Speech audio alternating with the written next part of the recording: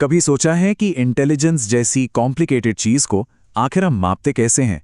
आज हम psychological testing की इसी दिलचस्प दुनिया को एक्सप्लोर करेंगे और जानेंगे कि इंसान के दिमाग की ताकत को कैसे परखा जाता है। तो चलिए देखते हैं कि आज हम क्या-क्या जानने वाले हैं। हम शुरुआत करेंगे इन टेस्ट्स के बेसिक फ्रेमवर्क से, फिर इनके अलग-अलग टाइप्स को देखेंगे और आखिर में बात करेंगे इमोशनल इंटेलिजेंस यानी ईक्यू की, जो आजकल बहुत ही ज़रूरी मानी जाती है। तो सबसे पहले देखिए, इतने तरह के इंटेलिजेंस टेस्ट्स हैं। इन्हें समझने के लिए हमें इन्हें किसी तरह ऑर्गेनाइज तो करना पड़ेगा, है ना? एक ढांचा चाहिए। और ये स्लाइड देखिए, कितने सिंपल तरीके से सब कुछ समझा देती है। असल में हर इंटेलिजेंस टेस्ट को हम 4 कैटेगरीज में बांट सकते हैं। बस 2 सवाल पूछने हैं। क्या ये टेस्ट एक इंसान के लिए है या पूरे ग्रुप के लिए? और क्या इसमें भाषा का इस्तेमाल हो रहा है या नहीं? चलिए, सबसे पहले उन टेस्ट से शुरू करते हैं जो एक बार में सिर्फ एक इंसान के लिए बने हैं। इन्हें हम कहते हैं इंडिविजुअल या व्यक्तिगत परीक्षण। ये जो शुरुआती टेस्ट थे ना, ये सब भाषा पर बेस थे और एक-एक करके किए जाते थे। और इसमें हिंदुस्तानी बिनेस्केल बहुत ही इंपॉर्टेंट था, क्योंकि ये भारत के लोगों के लिए यहाँ की ज़रूरतों के हिसाब से बनाया गया एक बड़ा कदम था। और यहीं पर एक बहुत बड़ा सवाल खड़ा होता है। उस इंसान का क्या होगा जो बोल या सुन नहीं सकता, या फिर जिसकी भाषा और कल्चर ही बिल्कुल अलग हो? ये सवाल हमें हमारी अगली कैटेगरी तक ले जाता है, नॉन वर्बल यानी परफॉर्मेंस पर आधारित टेस्ट। इन टेस्ट में शब्दों का कोई काम नहीं, यहाँ सब कुछ एक्शन पर बेस है, जैसे शेप्स को सही जगह फिट करना या एक ड्राइंग बनाना। और जानते हैं इसकी सबसे अच्छी बात क्या है? क्योंकि ये भाषा पर डिपेंड नहीं करते, ये अलग अलग कल्चर के लोगों के लिए ज़्यादा फेयर माने जाते हैं। और इसको याद रखने का एक बड़ा ही मज़ेदार तरीका है। ज़रा सोचिए, तुम मेरे जीवन के चंद्रमा हो। अब आम तौर पर किसी की जिंदगी में चंद्रमा तो एक ही होता है ना? बस वैसे ही चंद्रमोहन भाटिया का टेस्ट एक इंडिविजुअल यानी व्यक्तिगत टेस्ट है। अच्छा, इंडिविजुअल टेस्ट तो समझ आ गए, पर तब क्या जब आपको हजारों लोगों को एक साथ टेस्ट करना हो, जैसे सेना में भर्ती के वक्त? चलिए अब बड़े ग्रुप्स के लिए बने टेस्ट की दुनिया में चलते हैं। सोचिए, वर्ल्ड वॉर 1 का समय है। अमेरिकी सेना को लाखों लोगों को जल्दी से जल्दी स्क्रीन करना है। इसी ज़रूरत ने 2 ज़बरदस्त टेस्ट को जन्म दिया। आर्मी अल्फा उन लोगों के लिए जो पढ़ लिख सकते थे, और आर्मी बीटा उन लोगों के लिए जो नहीं पढ़ लिख सकते थे या जिन्हें अंग्रेजी नहीं आती थी। सेना की इस सफलता के बाद तो जैसे एक लाइन ही लग गई। कई और ग्रुप वर्बल टेस्ट्स बनाए गए, और इसमें खास बात यह है कि भारतीय मनोवैज्ञानिकों ने भी इसमें बहुत बड़ा योगदान दिया, जैसे सोहनलाल और जलोटा जी के टेस्ट्स। अब ग्रुप नॉन वर्बल टेस्ट्स को याद रखने के लिए एक कमाल की ट्रिक है। बस ये एक लाइन याद रखनी है। यहाँ झुंड का मतलब है ग्रुप टेस्ट्स और बिना बोले का मतलब है, जाहिर है, नॉन वर्बल। अब चलिए इस एक लाइन को तोड़ कर देखते हैं। देखिए सब कितना आसान हो जाता है। झुंड से ग्रुप, बिना बोले से नॉन वर्बल, और बाकी लाइन में आपको सारे बड़े नाम मिल जाते हैं। Army beta test, Chicago test, Raven और कैटल के टेस्ट्स।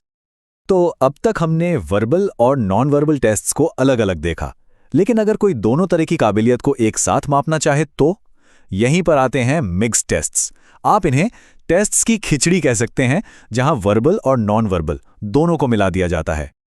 और जब भी मिक्स टेस्ट की बात होती है, वेशलर स्केल्स का नाम सबसे ऊपर आता है। ये इसके लिए गोल्ड स्टैंडर्ड माने जाते हैं। वयस्कों और बच्चों के लिए इसके अलग अलग वर्जन हैं, और ख़ास तौर पर पीएन मेहरोत्रा ने इसका एक भारतीय रूपांतरण भी तैयार किया ताकि ये हमारे देश के लिए और भी रेलेवेंट हो सके। अब तक हमने बात की दिमागी तेजी यानी आईक्यू की, लेकिन पिछले कुछ दशकों में ध्यान एक और चीज पर गया है, और वो है हमारी भावनाओं को समझने की हमारी क्षमता। तो ये इमोशनल इंटेलिजेंस या ईक्यू है क्या? सीधी सी भाषा में कहें तो इसका मतलब है भावनाओं के साथ स्मार्ट होना। मतलब अपनी और दूसरों के फीलिंग्स को समझना, उन्हें मैनेज करना और उनका सही इस्तेमाल करना। और आप जानते हैं, ये कॉन्सेप्ट ज्यादा पुराना नहीं है।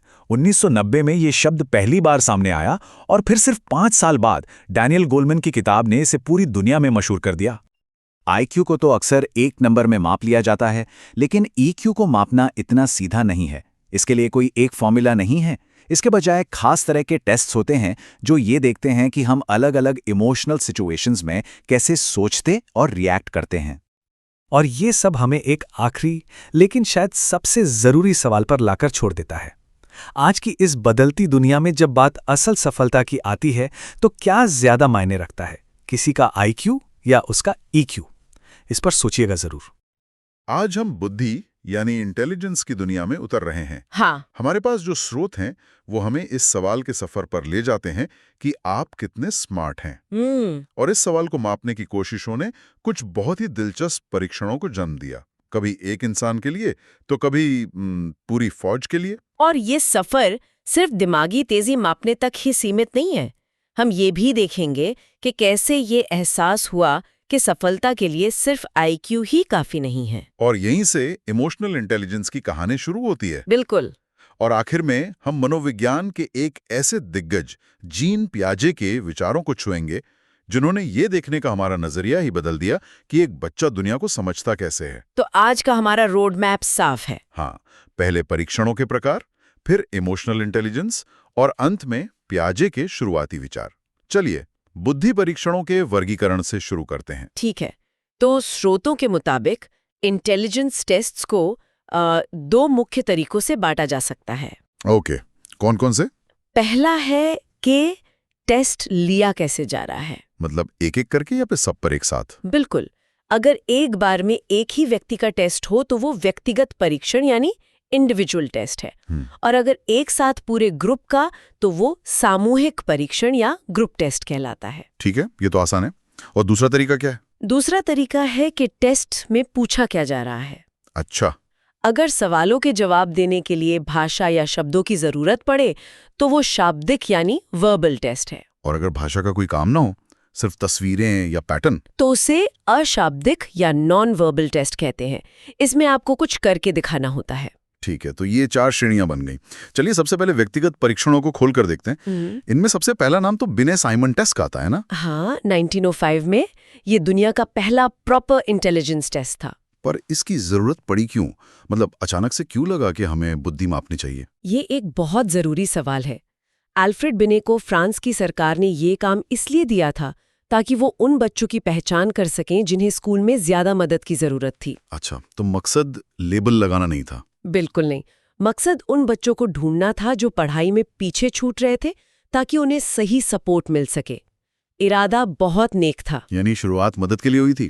फिर इसी टेस्ट का एक अमेरिकी वर्जन भी तो आया, स्टैनफोर्ड बिने टेस्ट। हाँ, 1916 में अमेरिका की स्टैनफोर्ड यूनिवर्सिटी के लुइस टर्मन ने इसे अमेरिकी बच्चों के हिसाब से बदला। और दिलचस्प बात यह है कि 1922 में भारत में भी इसका एक संस्करण बना। जी, C.H. राइस ने लाहौर में हिंदुस्तानी बिने परफॉर्मेंस स्केल तैयार किया। मुझे ये बात श्रोतों में बहुत दिलचस्प लगी।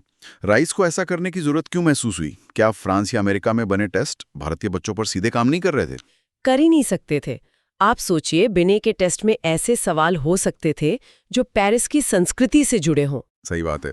उन सवालों का एक भारतीय बच्चे के लिए कोई मतलब नहीं होता।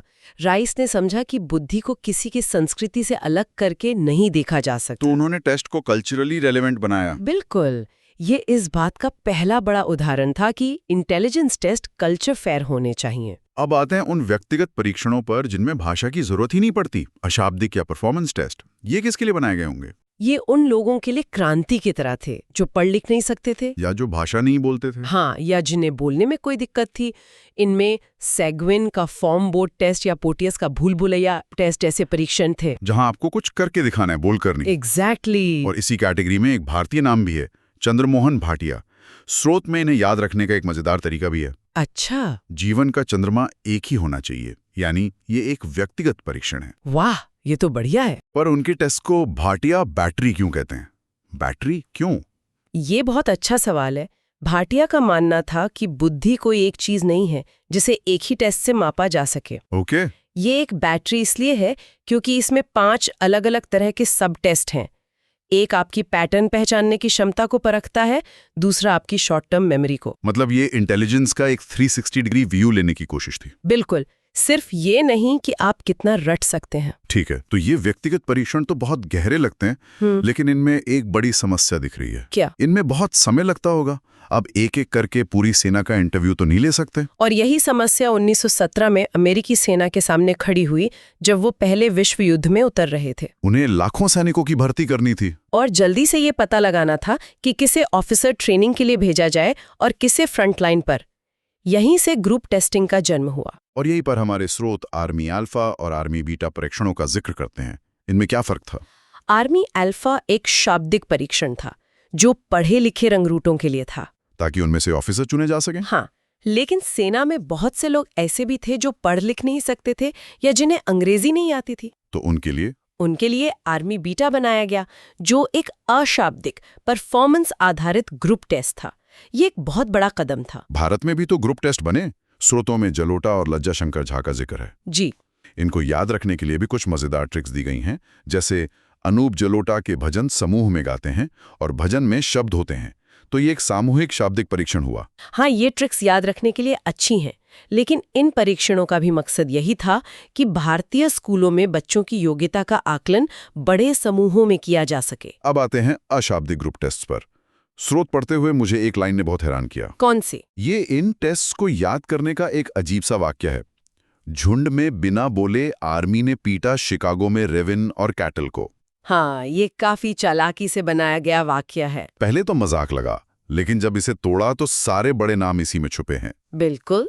झुंड में यानी सामूहिक, बिना बोले यानी अशाब्दिक। आर्मी ने पीटा से आर्मी बीटा टेस्ट, शिकागो में से शिकागो का अशाब्दिक टेस्ट, और सबसे जरूरी रेविन और कैटल। ये याद रखने के लिए तो बहुत चालाक तरीका है। लेकिन क्या इससे ये खतरा नहीं है कि हम सिर्फ नाम रट कर रह जाएं? जैसे रेविन का प्रोग्रेसिव मैट्रिसेस टेस्ट होता क्या है असल में? सही सवाल। रेविन के टेस्ट में आपको कुछ डिजाइन दिखाए जाते हैं जिनमें एक हिस्सा गायब होता है, और आपको सही पैटर्न चुनकर उसे पूरा करना होता है। हाँ, इसमें भाषा की जरूरत ही नहीं पड़ती, सिर्फ आपकी पैटर्न पहचानने और लॉजिक लगाने की क्षमता देखी जाती है। और कैटल का कल्चर फ्री टेस्ट, क्या ऐसे टेस्ट बनाना संभव भी है जिसका किसी भी संस्कृति से कोई लेना देना ना हो? उन्होंने कोशिश की, लेकिन आज भी इस पर बहस जारी है कि क्या कोई भी टेस्ट सच में पूरी तरह कल्चरल फ्री हो सकता है। तो अब तक के सभी परीक्षण या तो शाब्दिक हैं या अशाब्दिक। क्या कोई ऐसा भी था जिसने दोनों को मिलाने की कोशिश की हो? हाँ, और यहीं पर डेविड वेशलर का नाम आता है। अच्छा। उन्होंने महसूस किया कि सिर्फ शाब्दिक या सिर्फ अशाब्दिक परीक्षण इंसान की पूरी काबिलियत नहीं बता सकते, इसलिए उन्होंने मिक्स्ड टेस्ट बनाए जिसमें दोनों तरह के सवाल थे। जी, इन्हें वेशलर वैल्यू बुद्धि परीक्षण कहा गया। उन्होंने बच्चों के लिए WISC और वयस्कों के लिए WAIS स्केल बनाए। इन सभी परीक्षणों को देखकर ऐसा लगता है कि हम इंसान को एक नंबर में कैद करने की कोशिश कर रहे हैं। लेकिन हम सब जानते हैं कि क्लास के कई टॉपर्स असल जिंदगी में उतना सफल नहीं हो पाते, जबकि कुछ औसत छात्र कमाल कर जाते हैं। बिल्कुल, और यहीं पर कहानी एक नया मोड़ लेती है। 1990 में जॉन मेयर और पीटर सेलोवी नाम के दो मनोवैज्ञानिकों ने यही सवाल उठाया। क्या सवाल? उन्होंने कहा कि सफलता सिर्फ इस बात पर निर्भर नहीं करती कि आप गणित के सवाल कितनी तेजी से हल करते हैं, बल्कि इस पर भी निर्भर करती है कि आप अपनी और दूसरों की भावनाओं को कितनी अच्छी तरह समझते हैं। और उन्होंने ऐसे इमोशनल इंटेलिजेंस नाम दिया। हाँ, यानी EQ। और फिर डैनियल गोलमैन ने अपनी किताब से इस आइडिया को दुनिया भर में मशहूर कर दिया। तो क्या गोलमैन ये कह रहे थे कि एक अच्छा मैनेजर होने के लिए आपकी कोडिंग स्किल्स से ज्यादा जरूरी है कि आप अपनी टीम की फ्रस्ट्रेशन को समझ सकें? हाँ, और सिर्फ समझ सके नहीं, बल्कि उस पर सही तरीके से रिएक्ट भी कर सकें। अच्छा। इमोशनल इंटेलिजेंस के 4 मुख्य स्तंभ हैं। अपने इमोशंस को पहचानना, उन्हें मैनेज करना, दूसरों के इमोशंस को पहचानना जिसे हम सहानुभूति या एम्पैथी कहते हैं, और फिर उन रिश्तों को मैनेज करना। तो एक हाई IQ वाला जीनियस जो सबके साथ बुरा बर्ताव करता है, वो अक्सर एक औसत IQ लेकिन हाई EQ वाले लीडर से हार जाता है। बिल्कुल। स्रोतों में एक बहुत जरूरी बात बताई गई है जो अक्सर लोग गलत समझते हैं। क्या? कई लोग EQ का फॉर्मूला भावनात्मक आयु, वास्तविक आयु 100 बताते हैं। ओह, ये एक बहुत बड़ी गलतफहमी है। ये फॉर्मूला असल में शैक्षिक लब्धि यानी एजुकेशनल कोशेंट का है, EQ का नहीं। तो EQ का कोई एक फॉर्मूला नहीं है? नहीं, इमोशनल इंटेलिजेंस इतनी जटिल चीज है कि उसे IQ की तरह एक सरल फॉर्मूले में बांधना लगभग नामुमकिन है। इसके लिए MESIT या MSCIT जैसे खास टेस्ट हैं, लेकिन कोई एक यूनिवर्सली एक्सेप्टेड फॉर्मूला नहीं है। तो हमने बुद्धि को मापने से शुरू किया, फिर भावनाओं को समझने की इंटेलिजेंस तक पहुंचे। अब हमारे स्रोत हमें एक और भी बुनियादी सवाल पर ले जाते हैं कि ये समझ विकसित कैसे होती है। हाँ, और यहाँ एंट्री होती है चाचा पियाजे की। जीन पियाजे स्विट्जरलैंड के एक मनोवैज्ञानिक थे और उनका विचार क्रांतिकारी था। कैसे? उस समय तक माना जाता था कि बच्चे छोटे वयस्क होते हैं, एक खाली बर्तन की तरह, जिनमें आप जानकारी भर देते हैं। पियाजे ने कहा, नहीं, बच्चा एक नन्हा वैज्ञानिक है। नन्हा वैज्ञानिक, इसका क्या मतलब हुआ? उनका मानना था कि बच्चे ज्ञान को चुपचाप ग्रहण नहीं करते, बल्कि अपने ज्ञान का निर्माण खुद करते हैं। कैसे? अपने आसपास के माहौल से इंटरैक्ट करके, चीजों को छूकर, तोड़कर, जोड़कर।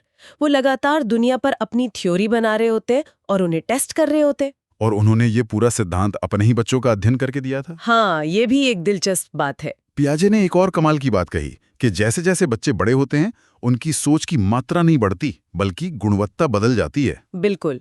एक 5 साल के बच्चे के लिए जो बात एक मजेदार चुटकुला है, वही बात एक 15 साल के किशोर को अपनी बेइज्जती लग सकती है। सोच का पूरा ढांचा ही बदल जाता है।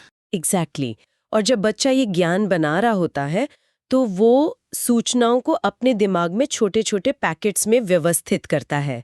पियाजे ने इन पैकेट्स को स्कीमा कहा। स्कीमा, इसे आसान शब्दों में कैसे समझ सकते हैं? स्कीमा को दिमाग की एक फाइलिंग कैबिनेट की तरह समझिए। ओके। जब कोई बच्चा पहली बार कुत्ता देखता है, तो वो कुत्ता नाम का एक फोल्डर बनाता है और उसमें जानकारी डालता है। 4 पैर, 1 पूंछ, भौं भौं करता है। ठीक है। अगली बार जब वो कोई भी 4 पैर वाला जानवर, मान लीजिए एक बिल्ली, देखता है, तो पहले वो उसे इसी कुत्ता वाले फोल्डर में डालने की कोशिश करता है। लेकिन बिल्ली तो म्याऊ करती है। हाँ, तो उसका दिमाग चकरा जाता है। उसे एहसास होता है कि उसका पुराना फोल्डर काफी नहीं है, अब उसे एक नया फोल्डर बिल्ली बनाना पड़ेगा। और पुराने कुत्ता फोल्डर को भी अपडेट करना पड़ेगा। बिल्कुल, यही सीखने की प्रक्रिया है। ये सिर्फ जानकारी इकट्ठा करना नहीं है, ये दुनिया को समझने का अपना पूरा मेंटल मॉडल लगातार अपडेट करना है। तो आज हमने बुद्धि को मापने की शुरुआती कोशिशों से लेकर इमोशनल इंटेलिजेंस की अहमियत और फिर ज्ञान के निर्माण की प्रक्रिया तक का एक लंबा सफर तय किया। हाँ, हमने देखा कि कैसे इंटेलिजेंस का आइडिया एक अकेले नंबर से कहीं ज्यादा बड़ा और जटिल है। और हमने जीन पियाजे के उस बुनियादी विचार को भी समझा कि बच्चे खाली स्लेट नहीं होते। वे अपने ज्ञान के सक्रिय निर्माता होते हैं, जो लगातार अपनी समझ को बना रहे हैं, बिगाड़ रहे हैं और फिर से बेहतर बना रहे हैं। और यह चर्चा एक बहुत बड़ा सवाल हमारे लिए छोड़ जाती है। अगर बच्चा वाकई एक नन्हा वैज्ञानिक है जो प्रयोग करके खुद सीखता है, तो एक माता पिता या एक शिक्षक का असली काम क्या है? क्या उनका काम सिर्फ जानकारी देना और जवाब रटाना है, या फिर एक ऐसी सुरक्षित लैब तैयार करना है जहां बच्चा बिना डरे अपने प्रयोग कर सके, गलतियां कर सके और अपनी खोज खुद कर सके?